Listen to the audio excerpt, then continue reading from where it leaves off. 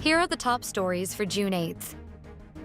A powerful magnitude earthquake hit offshore near Maasim early Monday, June 8th. The quake caused panic, damaged buildings, and led to a tsunami warning that forced thousands of people in Mindanao's coastal areas to evacuate. The Office of Civil Defense and the Philippine Coast Guard issued red alerts and began evacuation efforts, urging everyone to stay away from damaged buildings because of possible aftershocks. The earthquake hit at about 7:37 a.m. and knocked out power and communication in parts of southern Mindanao. There were also reports of serious damage to buildings and roads.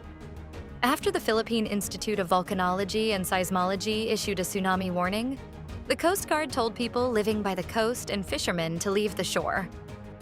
Boats already at sea were told to stay in deep water until it was safe to return. On Monday, June 8th, President Ferdinand Marcos Jr. directed all government agencies to respond immediately after a magnitude 7.8 earthquake struck off the coast of Sarangani, prompting a tsunami warning in several coastal provinces in Mindanao. Marcos asked people in affected areas to move to higher ground and follow all warnings from authorities. He emphasized that life is more important than anything left behind. He also suspended classes at all levels in these areas until further notice, with the Department of Education working with local government units. Marcos said the Office of Civil Defense and the National Disaster Risk Reduction and Management Council are leading the response. The Department of Social Welfare and Development has been told to prepare relief goods and evacuation centers. The Department of Public Works and Highways is on standby to check for damage and clear roads for rescue and relief teams. Authorities served an arrest warrant against former government contractor Curlee Discaya at the Senate on Monday, June 8th. He had been in custody there since September 2025. Disaya is facing a non-bailable case for malversation of public funds related to an allegedly anomalous flood control project in Bulletin. His wife, Sarah Disaya, is also detained for the same case. After being booked at the Senate, Disaya was handed over to the Philippine National Police Criminal Investigation and Detection Group, PNPCIDG, headed to Malolos, Bulacan. The Malolos Regional Trial Court had earlier issued arrest warrants for the couple and 9 others for malversation through falsification of public documents. The charges are linked to an alleged kickback scheme involving state flood control projects. The Office of the Ombudsman has also filed graft and malversation charges against Disaya and 10 others over the controversial flood control project in Kalumpit, Bulacan. Before his arrest, the Senate allowed Curlee Discaya to have surgery on his right shoulder. Some of the invited resource persons did not attend the Senate Blue Ribbon Committee hearing.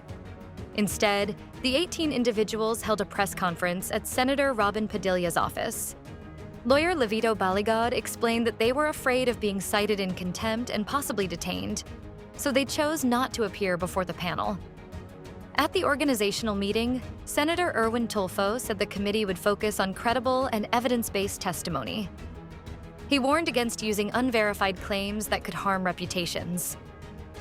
"We are not here to pass judgment based solely on speculation. We are here to find out the truth," Tulfo said. Senate President pro tempore Sherwin Gatchalian said he was disappointed that the invited individuals, including the 18 bodyguards, Baligod, and former Representative Mike Defensor, did not attend. He explained that their absence kept senators from clearing up inconsistencies and gaps in their sworn statements. Malacanang said that it is considering calling a special session of Congress as the Senate leadership dispute continues to hold up legislative work. Palace press officer Claire Castro said President Bongbong Marcos is open to former Senate President Franklin Drilon's suggestion that the president help resolve the deadlock. Castro said the discussions are already ongoing regarding a possible special session or a meeting between the president and senators, but no final plans have been made. She said more updates will be provided as discussions progress. Castro also said it is important to resolve the Senate deadlock because several legislative measures remain pending, including a possible supplemental budget request from the president. She emphasized that the executive and Senate leaders need to work together to advance important measures. Stay updated with the latest news. Visit our website at www.mb.com.ph or follow us on social media. Thanks for tuning in to the Manila Bulletin Daily Rundown.